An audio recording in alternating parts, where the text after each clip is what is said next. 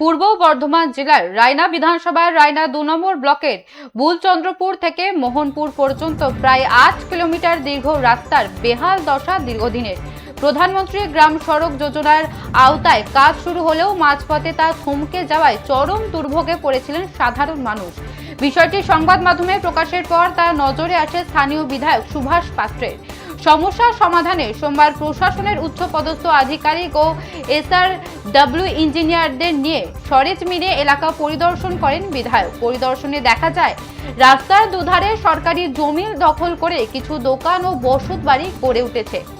এছাড়াও রাস্তা সম্প্রসারণের জন্য বিদ্যুতের খুঁটি সরানো ও জল নিকাশির সুবিধার্থে কালভার্ট ও নালা সংস্কারের প্রয়োজন রয়েছে।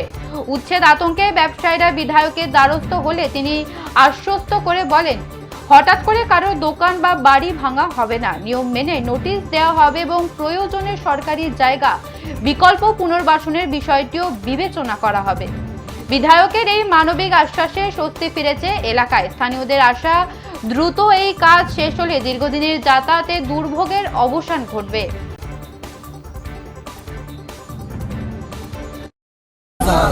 স্বাগতম স্বাগতম স্বাগতম স্বাগতম রায়না বিধায়ক সুভাষ পাত্রকে স্বাগতম স্বাগতম স্বাগতম।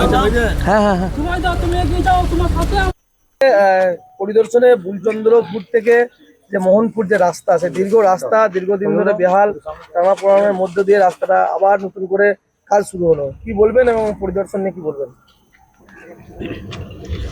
দেখুন, সব থেকে আমাদের রায়নার এই যে বুলচন্দ্রপুর থেকে মোহনপুরের যে যোগাযোগের রাস্তাটা আছে, এই রাস্তাটার অবস্থা খুবই খারাপ অবস্থায় ছিল। কারণ বিগত সরকার তো রাস্তার দিকে সব থেকে বড় সমস্যা তৈরি করে দিয়ে গেছে। কারণ মানুষ যেভাবে রাস্তায় চলাফেরা করতে পারছে না, গ্রাম রাস্তা বলুন বা এই পিচের রাস্তাগুলো বলুন, এইগুলো পুরো চলাচলের অযোগ্য হয়ে যাচ্ছে।